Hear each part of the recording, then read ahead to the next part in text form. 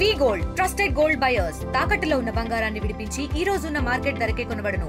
మరిన్ని వివరాలకు సంప్రదించండి 7710 రాష్ట్ర వ్యాప్తంగా నేటి నుంచి మెగా డిఎస్సి ఎగ్జామ్స్ అయితే ప్రారంభం కానున్నాయి. నేటి నుంచి సుమారుగా 25 రోజుల పాటు ఎగ్జామ్ అయితే జరగనుంది. ప్రధానంగా చూసుకుంటే గత 6 సంవత్సరాల తర్వాత అయితే ఈ యొక్క ఎగ్జామ్ అయితే జరుగుతుంది. గత ప్రభుత్వంలో ఎంతవరకు కూడా ఒక డిఎస్సి కూడా జరగలేదంటూ ఎంతోమంది వాపోయినటువంటి పరిస్థితి కనిపిస్తుంది. ఈరోజు చూసుకుంటే డిఎస్సి అభ్యర్థుల కలైతే ఈరోజు నెరవేరినటువంటి పరిస్థితి కనిపిస్తుంది. ప్రస్తుతం మనం విజయనగరం జిల్లాలో ఉన్నటువంటి ఏదైతే సెంటర్ ఉంది, సెంటర్ మధ్య అయితే ఉన్న ప్రస్తుతం చూసుకుంటే విజయనగరం జిల్లాలో 5 సెంటర్లు అయితే ఇచ్చారు. ప్రధానంగా చూసుకుంటే అక్కడ సీతము ఒక సెంటర్, అలాగే డిస్కౌంట్ అనేది ఒక సెంటర్, అలాగే లెండి కాలేజ్ దగ్గర ఒక సెంటర్, అలాగే ఎంవిజిఆర్, అలాగే అవంతి, ఇలా 5 సెంటర్లో యొక్క పటిష్ట భద్రత మధ్య అయితే మాత్రం ఎటువంటి అవాంఛనీయ సంఘటనలు జరగకుండా, ఎటువంటి ఇబ్బందులు కలగకుండా ప్రతి ఒక్కరు కూడా ప్రశాంతంగా ఎగ్జామ్ రాసుకునే విధంగా అయితే మాత్రం ఇప్పటికీ అన్ని ఏర్పాట్లు కూడా పూర్తి చేసినటువంటి పరిస్థితి కనిపిస్తుంది. ముఖ్యంగా చూసుకుంటే గత 5 సంవత్సరాల్లో కూడా ఒకే ఎగ్జామ్ కూడా డిఎస్సికి సంబంధించిన ఎగ్జామ్ కూడా కండక్ట్ చేయకపోవడంతో అయితే తీవ్రమైనటువంటి ఆందోళన మరొక పక్క అయితే ప్రజల్లో కనిపించింది. ఇప్పటికే చూసుకుంటే నిరుద్యోగులంతా కూడా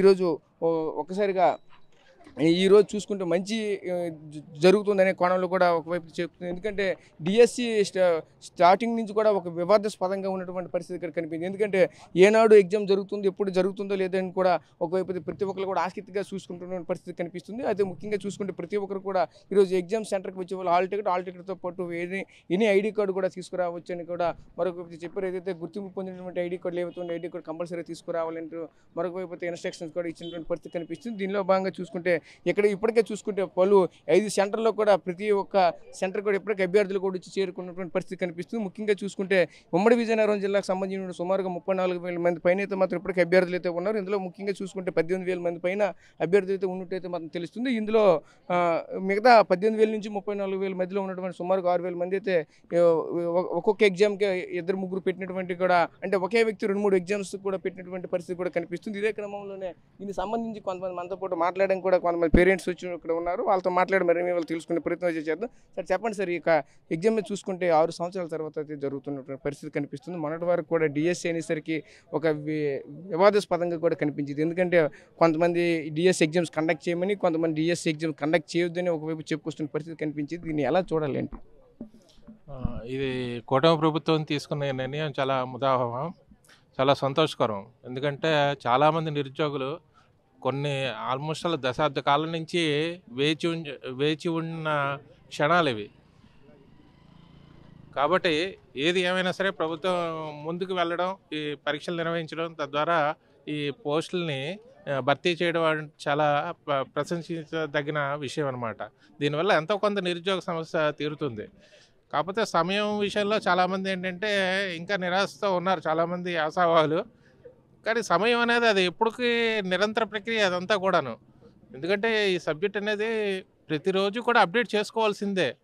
అందువల్ల దీనివల్ల సమయం ఇచ్చినా సరే మళ్ళీ ఇంకా అడిగే అవకాశం కూడా ఉంటుంది. కాబట్టి ప్రభుత్వం ఇవన్నీ పట్టించుకోకుండా ఈ డిఎస్సి ఏదైతే నిర్వహిస్తున్నదో దీన్ని అందరూ కూడా హర్షించాలి. కూటమి ప్రభుత్వానికి కూడా ధన్యవాదాలు తెలుపుకుంటున్నాం. ఒకవైపు చూసుకుంటే చెప్పుకోవాల్సిన పరిస్థితి కనిపిస్తుంది. ముఖ్యంగా చూసుకుంటే ఏదైతే ఈ ప్రభుత్వం అయితే ఒక విధంగా మంచి పని చేస్తుందంటూ చెప్పుకోవాల్సిన పరిస్థితి. ఎందుకంటే కొంతమంది టైం కావాలి అడిగినప్పటికీ కూడా టైం వాళ్ళకి ఏమైనా కేటాయించకుండా అయితే ఈ విధంగా ఎగ్జామ్స్ అయితే నిర్వహించడం అయితే చాలా హర్షం వ్యక్తం చేస్తున్న పరిస్థితి కనిపిస్తుంది. ఎందుకంటే ఇది ఒక నిరంతరమైనటువంటి ప్రక్రియ. ఈ ప్రక్రియలో ఎవరు అడిగారని, లేదంటే దానికి సంబంధించినటువంటి ఏవైనా ముందుగా చెప్పవలసినటువంటి ఏవైనా ఉంటే అటువంటివి కూడా ముందే చెప్పుకోవాలి తప్ప, కానీ కరెక్ట్గా ఎగ్జామ్ నోటిఫికేషన్ ఇచ్చిన తర్వాత ఇటువంటి ఆందోళన చేపట్టడం కూడా కరెక్ట్ కాదంటూ మరి కొంతమంది అయితే చెప్పుకొస్తున్న పరిస్థితి కనిపిస్తుంది. ఈరోజు ఎగ్జామ్ జరుగుతుంది. ఈ రోజున సుమారుగా 25 రోజుల పాటు ఎగ్జామ్స్ అయితే జరుగుతున్నాయి. ఈరోజు మొదటి రోజే మీ తాలూకా పిల్లలు, మీ వైఫ్ ఎవరు వచ్చారో వీళ్ళంతా కూడా ఈరోజు ఎగ్జామ్ రాస్తున్న పరిస్థితి కనిపిస్తుంది. ఎలా అనిపిస్తుంది ఏంటి? ఇది నిజంగా ఒక నిరుద్యోగుల పాలిట ఒక వరం అని చెప్పొచ్చండి. ఎందుకంటే ఎప్పటి నుంచో గవర్నమెంట్ ఉద్యోగం సాధించాలి అని అహర్నిశలు కృషి చేస్తున్నటువంటి యాస్పిరెంట్స్ అందరికీ కూడా ఇది ఒక వరం అని చెప్పాలి. అందరూ కూడా సాధించాలని పట్టుదలతో బాగా ప్రిపేర్ చేస్తున్నారు. అందరికీ కూడా బాగా ప్రిపేర్ అయ్యే అవకాశం కల్పించి ఎగ్జామ్ రాసే అవకాశం కల్పించినందుకు మన ప్రభుత్వం వారికి కృతజ్ఞతలు తెలియజేసుకుంటూ వీళ్ళందరికీ కూడా త్వరలోనే ఉద్యోగ అవకాశాలు కల్పించాలని కోరుకుంటున్నాను. నిజంగా ఇలాగ రెగ్యులర్గా పెడుతూ ఉంటే నిరుద్యోగుల ఉత్సాహము, అలాగే ఉపాధ్యాయ వృత్తి కూడా ఒక ఉత్కృష్టమైనటువంటి జాబ్ కాబట్టి మరింత మంది భవిష్యత్తు పిల్లల్ని అభివృద్ధి చేయడానికి వాళ్ళందరినీ ఒక మంచి మార్గంలో పెట్టే అవకాశం కలుగుతుంది. కాబట్టి ఈ అవకాశాన్ని ఇవ్వాలని కోరుకుంటూ మరొకసారి ఈ అవకాశం ఇచ్చినందుకు మీకు కృతజ్ఞతలు తెలియజేసుకుంటున్నాను. థ్యాంక్ యూ అండి. మీరు చెప్పండి, ఈరోజు మీ పిల్లలు ఇక్కడ ఎగ్జామ్ రాయడానికి వచ్చారు, ఎలా అనిపిస్తుంది? ఎలాగనిపిస్తుందంటే ప్రభుత్వాలు మారుతున్నాయి, రాజకీయాలు మారుతున్నాయి. ఆ నేపథ్యంలో పిల్లలు చాలా స్ట్రెస్ అవుతున్నారు. 7 సంవత్సరాల నుంచి డిఎస్సి లేదు. ఈ 7 సంవత్సరాల్లో చదివిన పిల్లలంతా కూడా ఇప్పుడు సీనియర్స్తో జాయిన్ అయ్యారు. వాళ్ళకి డిఎస్సి పెట్టలేదు, వాళ్ళకి టెట్ లేదు. ఇలా కూడా కొన్ని ప్రాబ్లమ్స్ ఉన్నాయి. అయినప్పటికీ ప్రభుత్వం ఫస్ట్ సంతకం పెట్టారు కాబట్టి చంద్రబాబు నాయుడు గారు ఫస్ట్ ఈ డిఎస్సిని నిర్వహించడం చాలా సంతోషకరంగా ఉంది. పిల్లలందరి భవిష్యత్తు కోసం మరి అంత దేవుడి దయని మేము కోరుకుంటున్నాం.